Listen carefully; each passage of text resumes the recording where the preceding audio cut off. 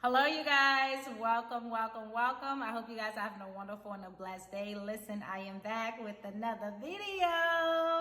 Listen, you guys, I thought I had some content. Of course, I'm going to make those videos and share it with you guys, but I wanted to do a little bit of story time on here.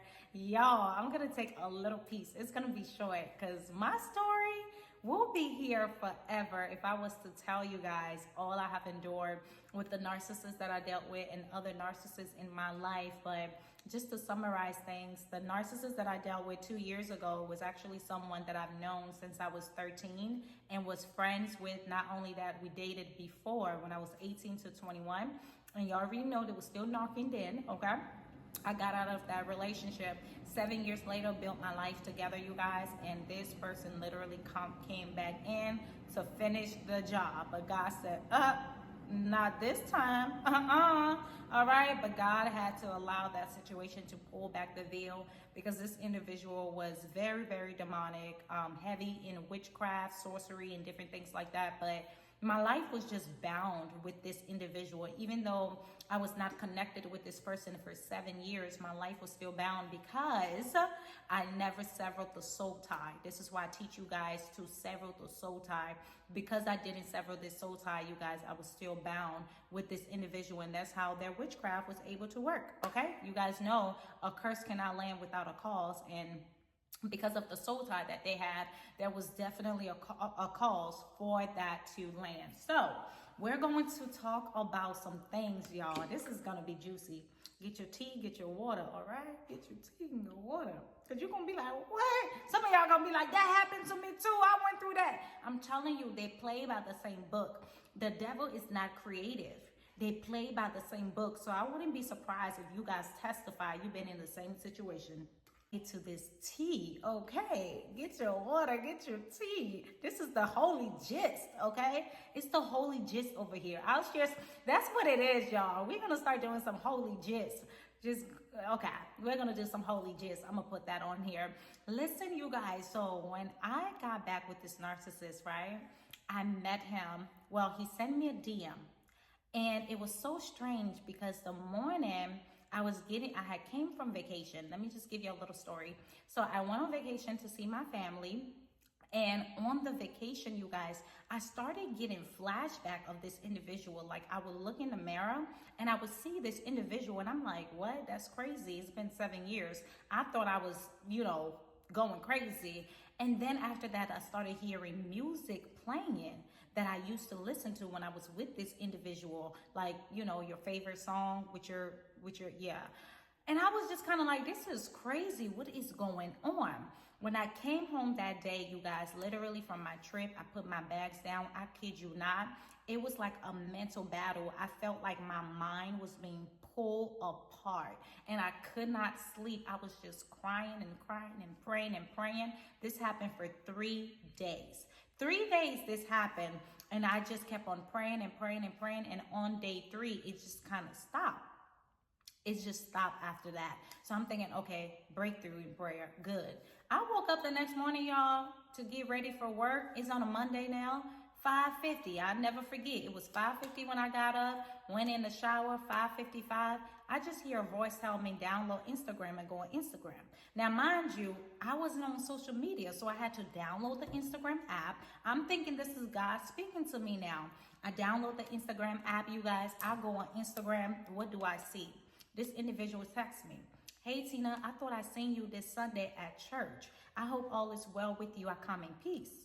I was like, I ain't go to church. I did not go to church. And I live on a whole different side of town. So I was just like, okay, he seems like, he seems right. So let me go ahead and text back. And I was like, hey, all is well. That wasn't me. I didn't go to church. I left it at that. Next message I get, listen, I got a plan and we about to make $1 million real quick. I'm like, what? I kind of ignored that and I was just like, y'all, we gonna get into it. So I was like, $1 million real quick. What the hell is he talking about? But went ahead and text back. I was like, oh, okay, what is the plan? That was it, you guys. I went ahead and I sent that. The next thing he started telling me some things about him, all of that. Long story short, y'all, we end up having a conversation. I was like, okay, we need to talk. Because he was like, we need to talk. Because when we broke up, y'all, I bounced. I was done the first time. So we never had a conversation, nor any closure, nor was I looking for one. So he was like, we need to talk about what happened, all of this or whatever. So we scheduled a phone call after I got off work. That was my mistake that I made. Mind you, keep in mind that 3 days battle that I went through, that was him doing witchcraft. I just didn't know. And that voice that I heard in the bathroom, again, that was him doing witchcraft. I didn't know then. So the witchcraft had already worked before I even got in contact with him. So y'all, we got on the phone. The moment I got on that phone, I prayed while we're on the phone. I always pray when I have conversation with people. I pray while we have this phone conversation. We on the phone, y'all, till 4 a.m. On the phone till 4 a.m. Got lost. I completely got lost. Next thing you know, on the phone every day and every day and every day. And I was like, okay, I didn't pay no attention to it.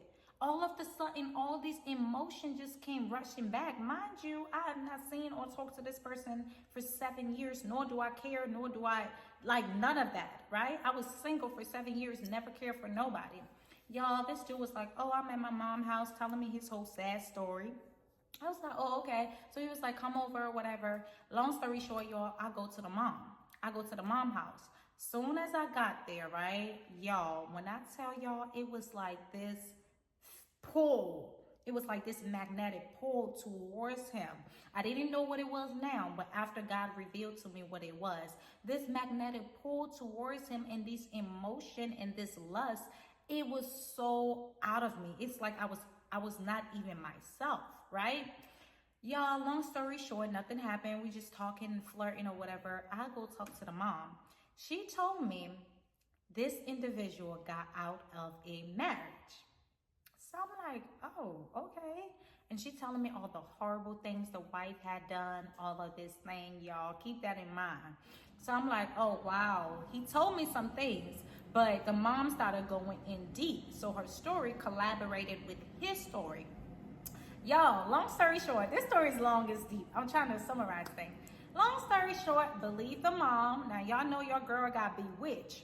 So next thing you know, we go back to my apartment. Worst mistake ever. Before I get to that, y'all, I had took a drink. Shouldn't have never did that. Anyway, fast forward, you guys.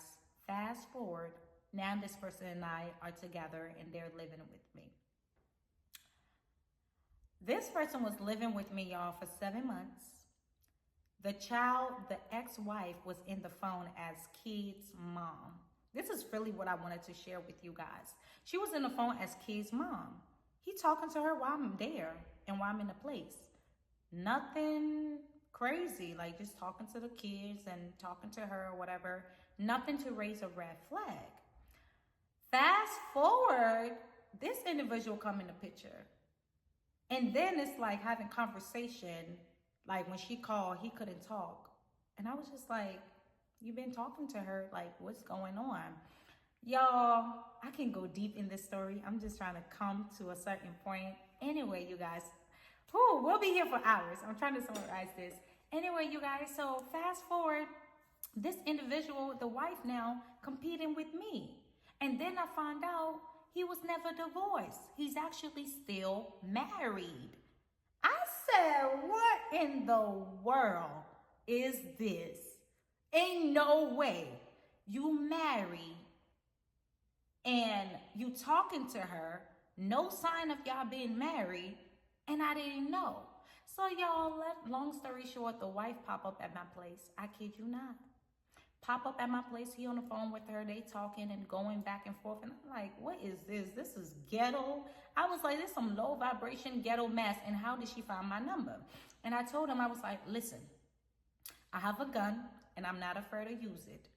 Take care of this situation, and I'm gonna take care of you afterwards, but I don't play those games, all right? So she on the phone, being a hood rat, and I was like, sis, like, you'll be gone. You got 4 kids, 4 or 5 kids.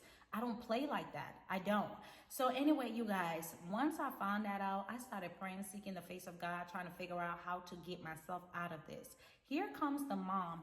Oh, the lawyers didn't file the paperwork and it was this. And I was like, y'all lying. Okay, I work in the corporate world. I have worked with marriage attorney and things like that. I know how divorce process work. I know the legalities of things and all of that. If you file that paperwork, it's filed. There is no mishap happening with that. It was never filed. He lied and the mom lied and collaborate his story. And that's how I knew they was working together. But here is the kicker, you guys. One day the Lord told me he's going to a hotel. God pretty much told me everything he was going to do. So he was going to a hotel with the wife. And God told me that, and I knew, y'all, I said, okay, I'm going to play my cool. Y'all, I waited till the time God told me he was going to be in that hotel, and I called. I called because I wanted to know. And he answered the phone, was like, hello. Voice completely changed, different voice. And I'm just like, who is this? Y'all, I was like, who is this person on the phone? This is not the person that I know, a completely different voice. And literally, I'm like, what's going on? Here comes the wife. He's with his wife. He's with his wife. Da, da, da. I said, listen, it's inappropriate for you to speak right now. I'm trying to talk to him. If sis would have shut her damn mouth, y'all, I would have gotten everything I needed. All right. But she's one of those chicks that's like, have to prove something. Like, I got my exit strategy. I'm just trying to get the details and all that I need in this situation. All right. But you coming on here attacking me and calling me out of my names, I don't do that. I just want to know the facts. And I told her, I said, listen, you're too immature for us to have this conversation right now. Place him back on the phone. That's who I need to deal with. Y'all, they both going back and forth, going back and forth. I sat on that phone. I said what I had to say. I got off that phone. Long story short, y'all, when I was on the phone, this individual said, you said she's just a friend helping you with your career. And then went ahead and said, didn't you say we can use her for a comma? So the wife was not just this innocent victim that I was being triangulated with. This was someone that was in on the plot. And the only reason, you guys, like, I'm summarizing this story for y'all. We're going to get deep into things as we go along. But the only reason why she said what she said was because she was angry. She didn't know all the other things that was going on my end until I spilled some tea. And then sis spilled out her mouth. They had a whole plot to use me. And I said, is that so? It all makes sense, you guys, because the whole time this dude was trying to get me to do some things, legal things in business. And with her and all of this, it was literally an operation they had to suck me dry, to use me of my intellectual property, use me for business credit, finances, all type of things. Y'all, when I found that situation out, that I was like, that's it. I put a casket on everyone in the situation, all right? And I put the nail in that casket. I recorded what I needed to record. Still got this recording till this day, all right? And I was out of there. I was out of the situation. So listen, when you're dealing with narcissists and you find yourself in a situation where you're being triangulated with them, do not argue with that other woman. Get the facts, get what you need, and bounce. And do not trust the family. The whole family was on game what was going on. I was the only person that was clueless. Family on game, baby mamas on game, wife on game with it. I was just like, I'm thinking to myself, what do I have so much that all of y'all plotting? You know, what is it that y'all really want? But these people literally are desperate. Here, they ain't got it. They just don't got it, and they would do anything. So y'all, this story is juicy. I kind of fast forward a lot of things, but listen, yeah. Narcissistic abuse is deep, it's crazy, it's a mess. You find yourself like, what? It's like I was in a Lifetime movie, like, what the heck is this? How did I get here? Who the hell have I been with? Because everything was a lie, okay? Everything was a lie. But y'all, I'm going to keep on sharing some holy gist. We're going to unravel this story. This story is deep and long. And I'm going to do a little segment for you to get an understanding of this. But that's all I wanted to share. Stay safe out here and stay dangerous, all right? That is all. Until next time.